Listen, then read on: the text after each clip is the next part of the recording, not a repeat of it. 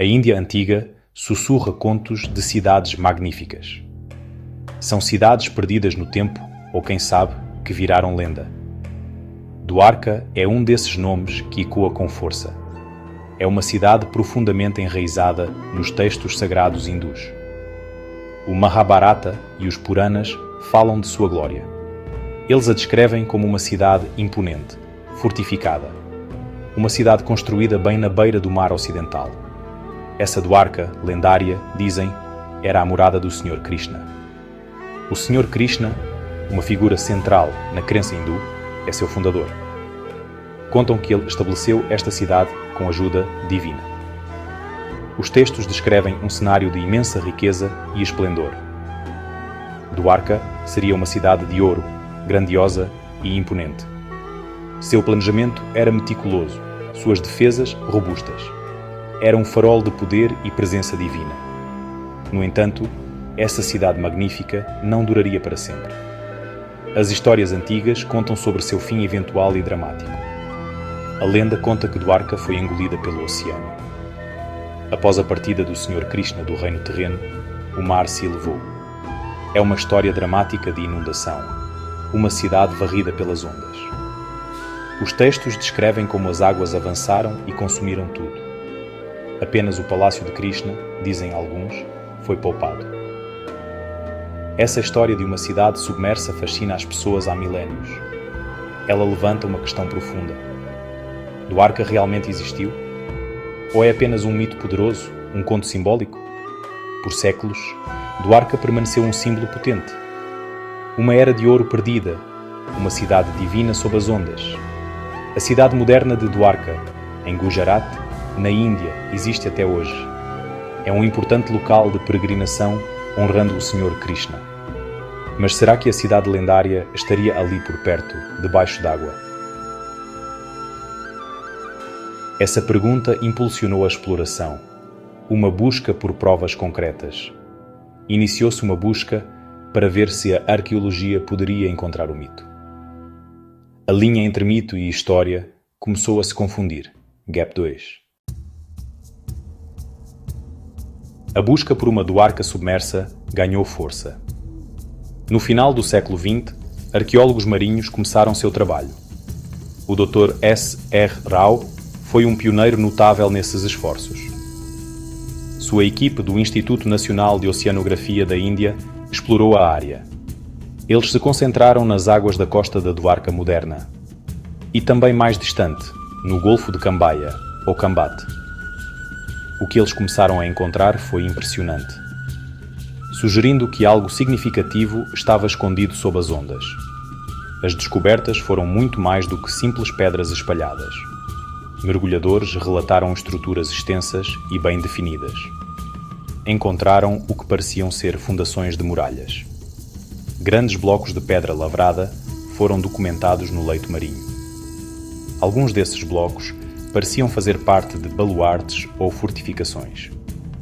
O desenho do local sugeria um assentamento organizado, uma cidade planejada. Não eram formações naturais, mas claramente feitas pelo homem. As evidências apontavam para uma cidade portuária submersa. Além das grandes estruturas de pedra, artefatos também foram recuperados.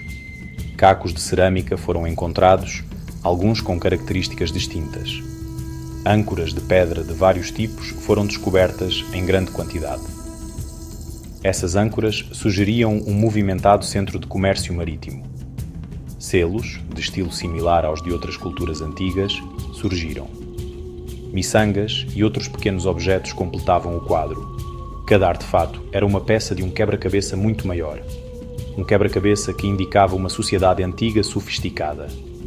A grandiosidade de alguns desses sítios subaquáticos é impressionante. Principalmente as descobertas do Golfo de Cambaia, se estiverem conectadas. Esses locais se estendiam por vários quilómetros em alguns casos.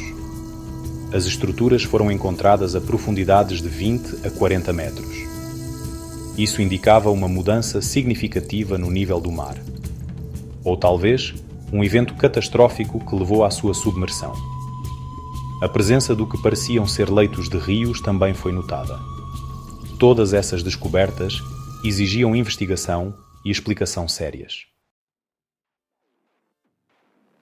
Mas por que tanta gente acredita que essas ruínas são a Dwarka dos mitos?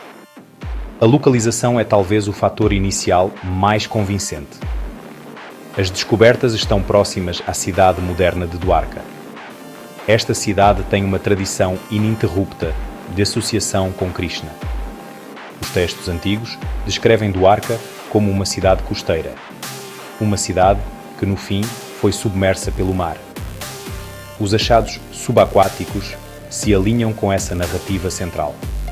Para quem acredita, essa consistência geográfica é difícil de ignorar.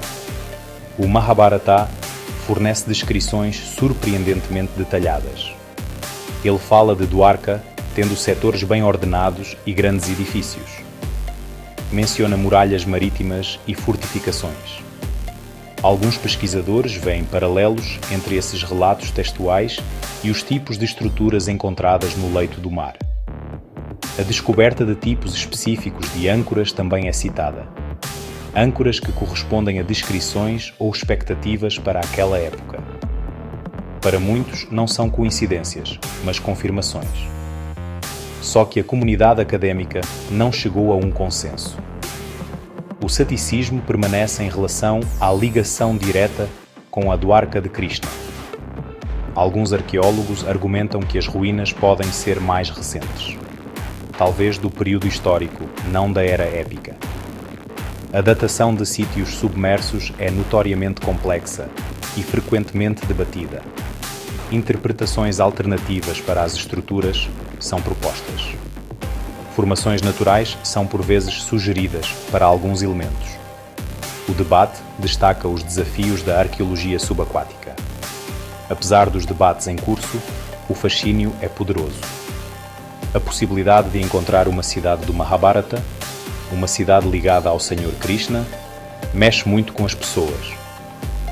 Para milhões, essas ruínas são provas tangíveis de tradições antigas. Eles veem isso como a história emergindo das profundezas do mito. As descobertas alimentaram um sentimento de validação cultural. A busca para entender essas estruturas submersas continua. Cada nova descoberta adiciona mais uma camada a essa história fascinante. A idade dessas ruínas submersas é uma pergunta-chave. É também um dos aspectos mais controversos.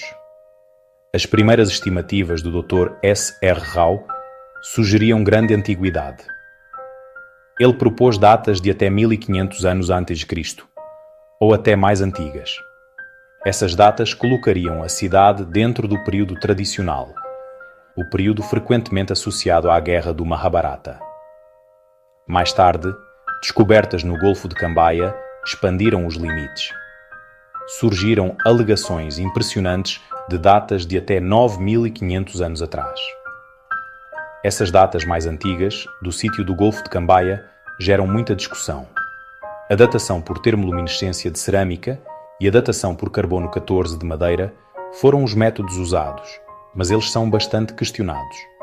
Existe a possibilidade de os materiais serem mais antigos que as estruturas, ou de materiais terem sido carregados para o local de outros lugares. Se uma antiguidade dessas for confirmada, isso reescreve as linhas do tempo que a gente conhece. Sugeriria assentamentos urbanos avançados muito antes do que é atualmente aceito para aquela região do mundo. Como tal cidade ou cidades ficaram submersas. A teoria principal envolve um aumento significativo do nível do mar. Isso ocorreu após o fim da última era do gelo. Com o derretimento das geleiras, os níveis globais do mar subiram drasticamente. Assentamentos costeiros ao redor do mundo foram gradualmente inundados. Este é um processo geológico bem documentado. Eventos sísmicos repentinos, como terremotos ou maremotos, também são possibilidades. Estes poderiam ter causado subsidência e submersão rápidas. Essas descobertas subaquáticas, qualquer que seja a sua idade precisa, inquestionavelmente, nos falam sobre antigas civilizações costeiras. Falam de capacidades marítimas sofisticadas. Sugerem sociedades complexas com planejamento urbano organizado.